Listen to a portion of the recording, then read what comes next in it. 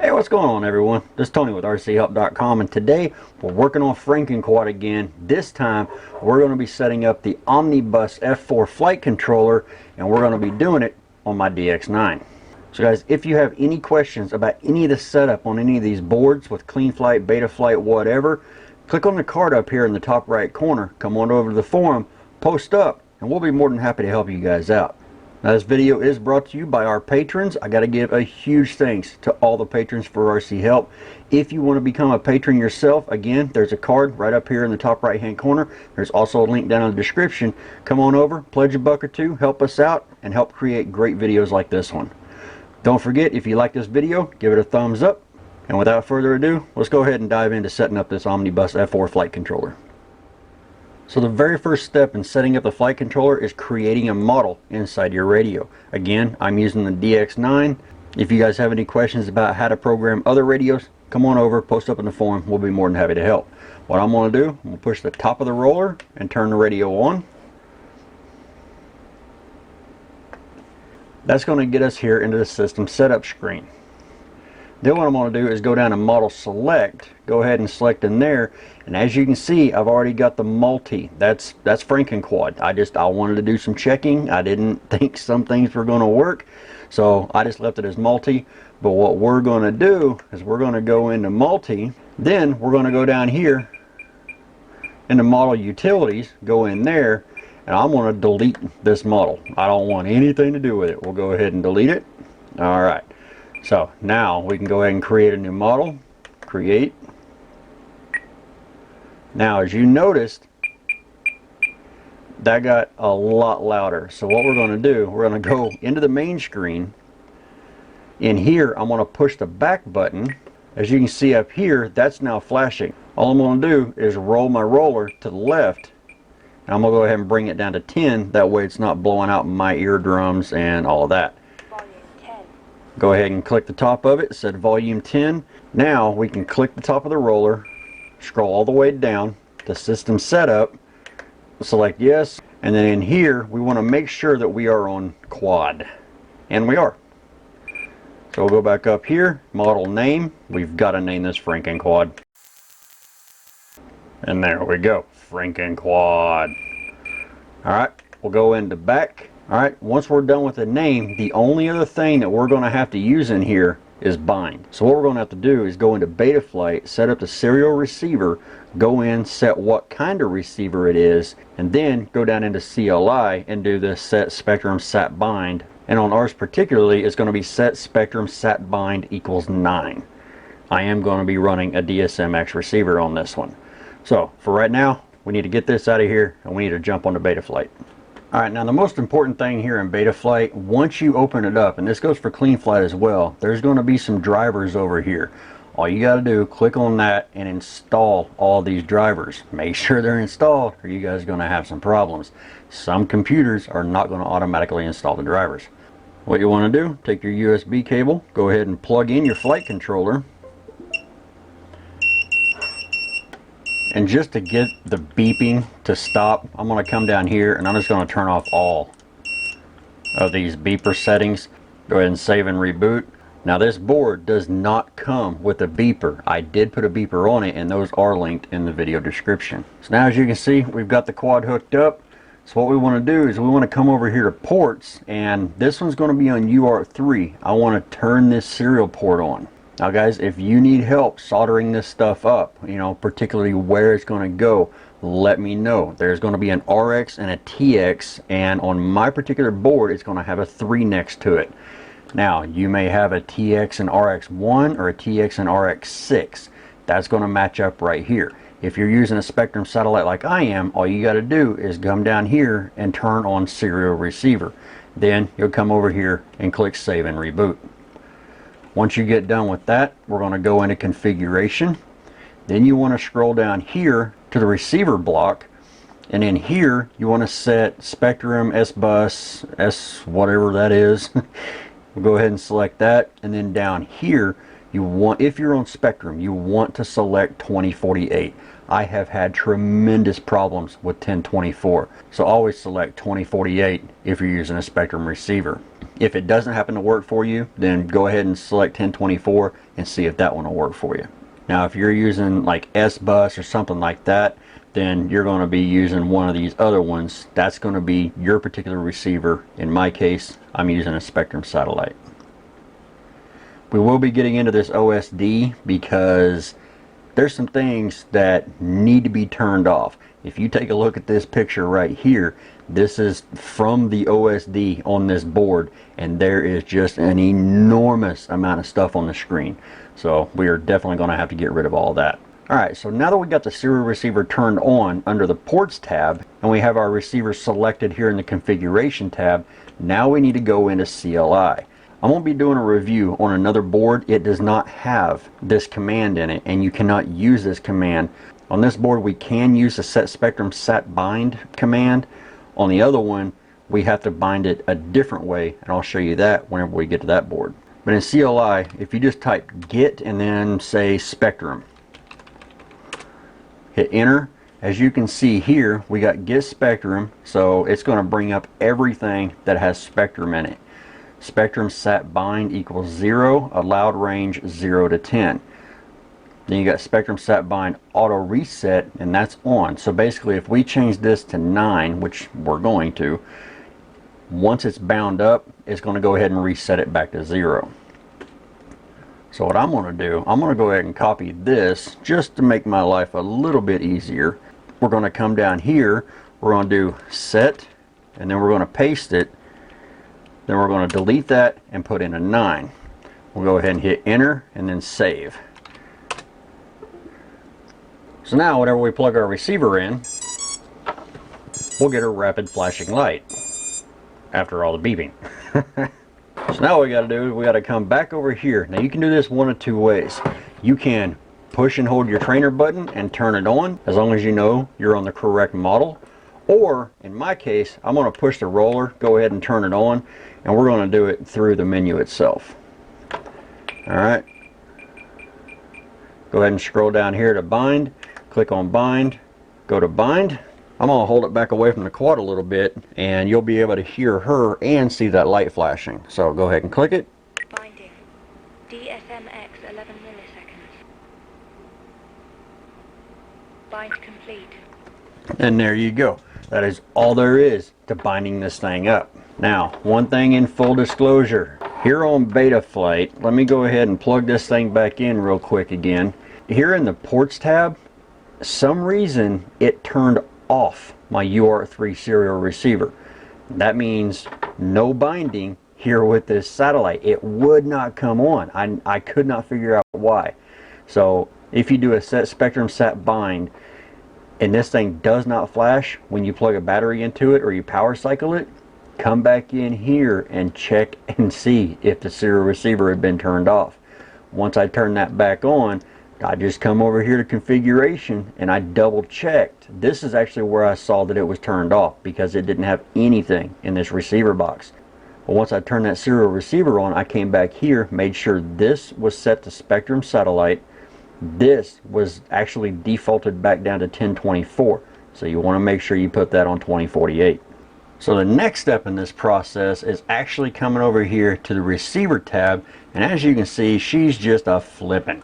But we are on AETR. For Spektrum, you want TAER, which if we just select Spektrum right here, it automatically goes to it. Go ahead and click save, and as you can see, it stops. Now, what I'm going to do, I'm going to give it right aileron, but as you can see, it's going left.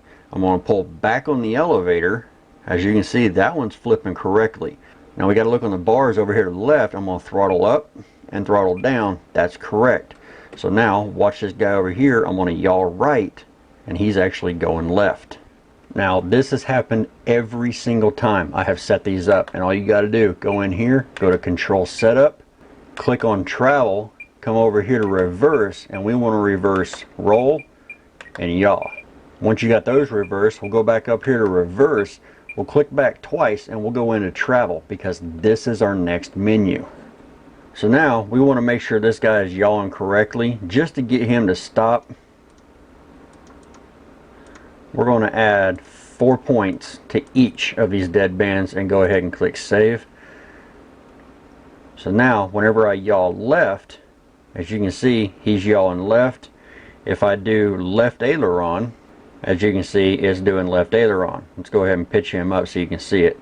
So left roll, right roll, and then we got yaw right, yaw left, obviously the throttle's right, and then pitch forward, pitch back. So now if we look up here on the yaw bar, if I go all the way left, we're at 1163. As you can see here, we got the threshold at 1050. What I want to do, I'm going to go ahead and set mine to 1000 on the low and then 2000 on the high. So if we come back here into the radio, what we're going to do is go over here to yaw, and then we're going to move this bar, and then we're going to watch the bar on the screen. We want to bring that bar all the way down to 1000, or as close as we can get to it. So we can do 997, or we can do, actually we can get to 1000 if I put some good pressure on that stick. Now I'm not going all A-bomb on this thing, but we can get right to 1000. So now if you look at this screen, we're at 148. So what I'm going to do, I'm just going to hold the right yaw, and then I'm just going to go straight to 148. So now if we look back in the program, go right, we're at about 2003. We could go down one click. So 147 on top, 148 on bottom. Come back this way, right on 1000. So now we're going to go in and we're going to do our roll, which is the red bar, and we're going to do the exact same thing, except this time I'm going to cheat a little bit. We're going to come in here to the radio, we're going to go to roll and pitch, and we're going to set these right to 147.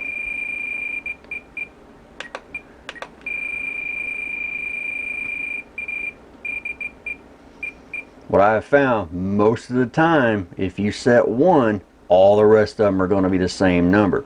So if we look back up here in the program, we go right, we got exactly 2000. If we go left, we got 999. That is perfect.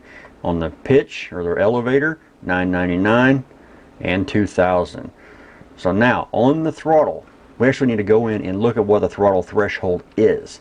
So if we come over here to the configuration tab, as you can see, it's set to 1070.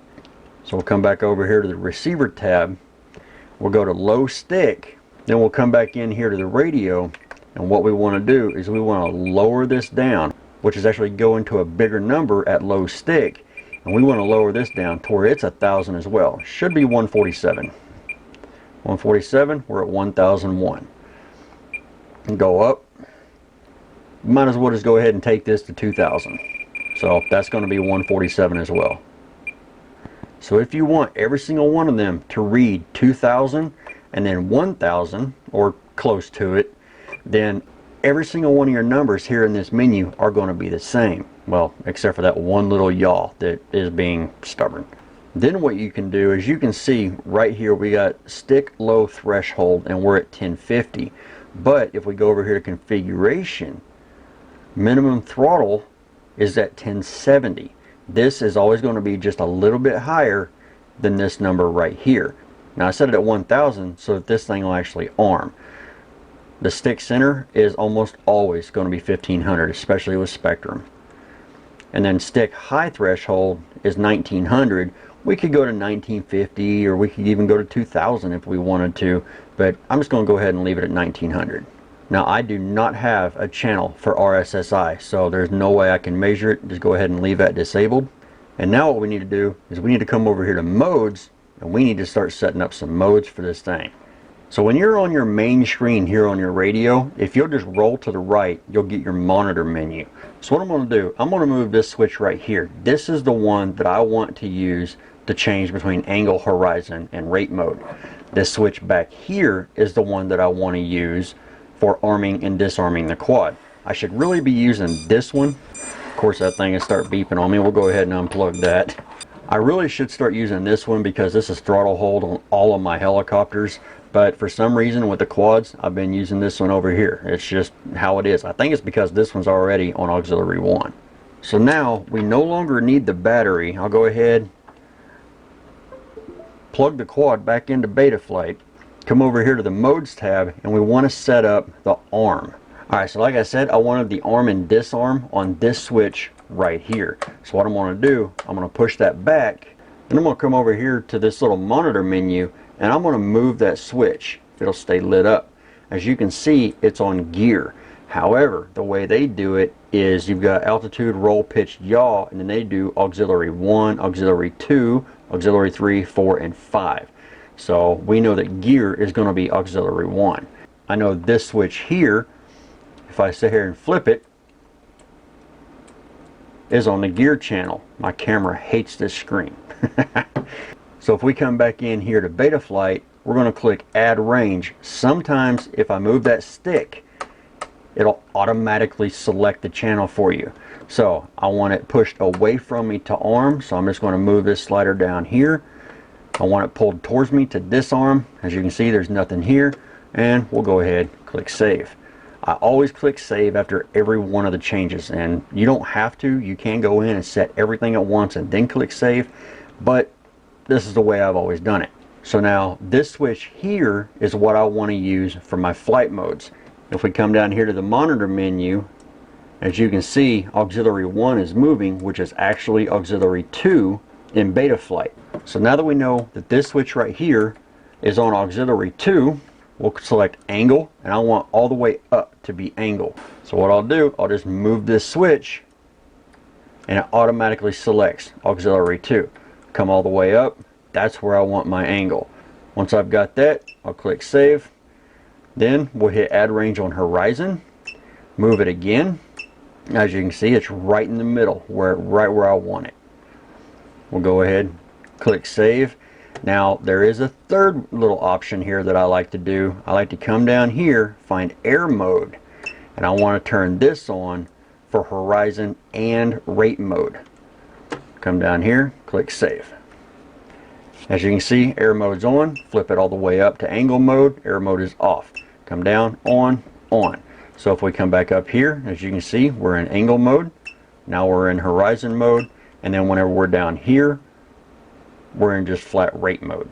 Now one thing I am going to do, I'm going to go ahead and close these down. You don't have to, but my OCD absolutely will not let me not do this. Once we're done, go ahead and click save. Alright, something else we can do. We can come down here to the beeper and we can add a beeper. So what I'm going to do, I'm going to go ahead and put it on this switch right here. So I'll go ahead and move that switch, and as you can see, that's going to be on auxiliary 3. I want it to flip all the way down in order to engage the beeper. So we'll come in here, as you can see, the yellow bar is right there. We'll come over and we'll select save. So if you look at the quad, you can see that that light is flashing quickly. If I bring it up one, it turns that light off.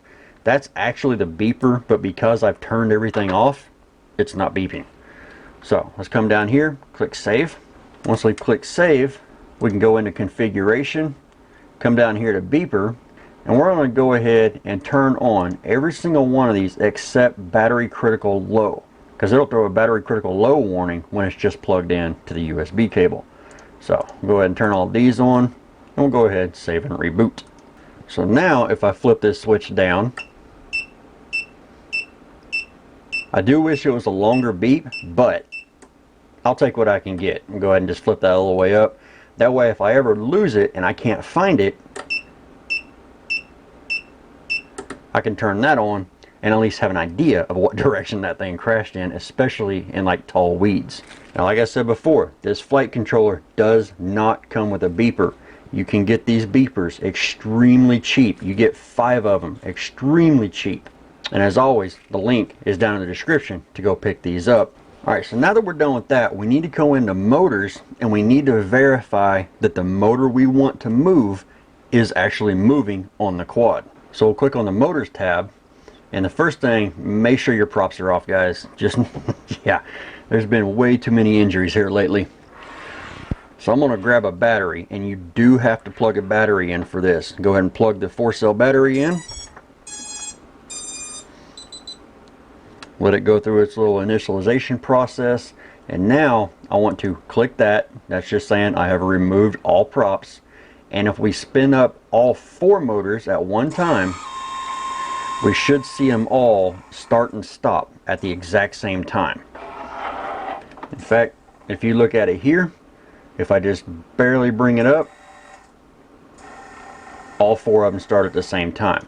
So what I'm going to do is I'm going to go through and I'm going to check motor 1, motor 2, motor 3, and motor 4 in that order. So it'll be motor 1, motor 2, motor 3, and then motor 4. So here we go with number 1. That one's spinning correctly, and as you might not be able to tell on the video, but I can see that it is moving in the correct direction. So now we're going to go up here to motor 2, which is the front right one. And again, you guys can't really see that in the video because frame rates and all that. It is spinning counterclockwise. If any of your motors are spinning backwards, say this one right here was spinning counterclockwise, it's supposed to come in like this. If this is spinning backwards, just reverse any 2 of these wires on a brushless motor. It doesn't matter what 2. That's why they are not color coded. The color codes that they have on some of these means nothing. Reverse 2 of these wires and it'll reverse the rotation of your motor. So now we'll go to motor number 3, which is going to be this one here. And I can tell right there that it is spinning counterclockwise, which is the correct direction. And then of course number 4, and I can tell that one is spinning in the correct direction. Like I said, if any of them are reversed, all you have to do is reverse just any 2 wires. The other thing you can do, if you have an ESC that is capable of connecting up to like BL Heli Suite or something, you can go in there and reverse the motors in there. That's why all my wires are nice and flat, albeit stretched. They are nice and flat. This board, I could actually go into BL Heli and reverse the motor direction directly in the ESC. If you want to see a video on this, this is the ESC from the Stack X. If you want to see a video just on this ESC, guys, post down in the comment section below and let me know. So now that we've made sure that all of our motors work, we'll go ahead and turn that little switch off. Now we're going to come over here to the on-screen display, because as you saw in the beginning of this, the on-screen display is holy crap cluttered. And if you look right here, I mean, you can tell it's just, wow, there is just so much stuff on here. So what we're going to do, we're going to get rid of a bunch of this stuff. RSSI values going to go away. We're going to go ahead and get rid of crosshairs, which should be this little guy right here. So crosshairs, gone. Artificial horizon I do like to keep, especially on this quad, because I don't fly with high camera angle, but on this one I have to. So I like that artificial horizon. The horizon sidebars, that's going to be these guys right here. I kind of need those because I need to know about where level is. That way you're not plowing in the ground or going backwards. I mean, look at all of this stuff that's turned on. ESC RPM, ESC temperature. I don't have any of that on here. Compass bar. It doesn't matter. The magnetometer on these things are not that good. Numerical vario, no. Numerical heading, no. Home distance, doesn't work on this one. Home direction, again, doesn't work on this one. I do want disarm turned on because that way whenever I disarm it, I can see it up in here. Main battery usage, we'll go ahead and keep that. Roll and pitch angle, I don't really need because, well, I'm not ever looking at them. Your debug, don't need that either. GPS lat and long, don't need that. Average cell voltage, it is not going to be able to measure the average cell voltage because it's not connected up to the balance plug. So we'll go ahead and turn that off. I do like the warnings. I've had a time where I put in a bad battery and having that low voltage flash up there, that's kind of good. PID rate profile, I'm going to go ahead and leave this on for you guys. That way you guys can see what my PIDs are. Okay, power is going to be this one right here. Again, I don't really look at that, so we can go ahead and turn that off. Altitude, I don't have a barometer, so there's no way it can read it. I don't have GPS, so we can turn both of those off. Milliamp drawn, I'll go ahead and keep that one on there even though they're not that accurate. And then current draw, I do have current abilities in the ESC. Video transmit channel, since I don't have anything backfeeding from my transmitter, I don't need that one on. Now throttle position is going to be right here. It's going to be kind of hidden behind that little pop-up. I already know where my throttle is. I can feel it with my left hand. Craft name, we're going to go ahead and leave that on for advertising purposes. So now what we can do, we can go ahead and take these, click them, and drag them wherever. idle. You hush. We can drag them wherever we want them to go. As you can see, it put it right up here. We need to come over just a little bit more. Alright, that should be about good. So now we have a voltage bar and the voltage of our flight pack. Now, I do like the low voltage to be kind of like right there in your face. The craft name, it doesn't really matter. We'll go ahead and bring it down here. So timer 1 is going to be the entire time that this quad has been plugged in. Timer 2 is going to be the time that the quad was armed. We can go in here and we can select on time, total arm time, or last arm time. We can also give warnings for capacities. Now, I had one that said it pulled like 6,000 milliamp and I was flying on like an 850 milliamp battery. So these are not always accurate, but I will go ahead and bring this down all the way down to 1550, which is the milliamp capacity of the batteries that I'm running. Altitude, we have that turned off. So your post-flight statistics, this is whenever you disarm it, they're going to flash up here. And are you going to start beeping now? Yes. We'll just go ahead and talk to the beeping. It's basically complaining because it's been plugged in for too long. So max speed, we are measuring that. Minimum battery, I do want that. Minimum RSSI, don't care about that. Max current, that's pretty cool. Used milliamp, that'll be fine. Altitude, no. Black box, yes. Because if I plug an SD card into this thing, I want to know if that SD card has some kind of fault. End battery, don't care. Timer 1, timer 2, I really don't care about those. We'll go ahead and leave timer 2. Distance, it can't measure distance. So we'll go ahead and leave that off. And then black box log number, we'll go ahead and leave that turned on. And quite honestly, guys, with that, this thing's ready to go out and do a maiden flight. If you want, you can go ahead and click on backup and you can save a backup file. We'll go ahead and save that. That way you've always got a backup. The other thing you can do, you can come in here to CLI and you can just type in dump and you can get every parameter that's in this flight controller, dump it out, put it into like a just regular text document, notepad, save it on your computer, and you're ready to go. So go ahead and unplug the batteries here. And no, this is not the antenna that I'm using. I actually had the antenna off of this one on another quad. I just needed to put something on there to keep from burning out my receiver, since I did have to plug in a battery. By the way, the battery that I use on these is the Tattoo 1550-75C. These are made by the exact same people that make Gens Ace. In fact, the instruction booklet that comes with it does say Gens Ace on it. So I love Gens Ace batteries, and I'm absolutely loving these new Tattoo batteries. Link for this battery is down in the description, and I highly suggest you guys go get them if they're in stock. So guys, I do hope that helps you out with setting up a flight controller. It sounds so much harder than it really is. Once you know where to go into and how to set different stuff up, it actually becomes pretty easy. As always, if you have any questions, comments, or suggestions, guys, post in the comment section below, or better yet, click that I up here and click on the link to come on over to the forum. If any of this stuff confuses you, we'll be more than happy to help you guys out. Don't forget to give this video a thumbs up. Again, questions, comments, suggestions, put them down in the comment section below. And as always, I want to thank you guys for watching. We'll see you guys in the next video.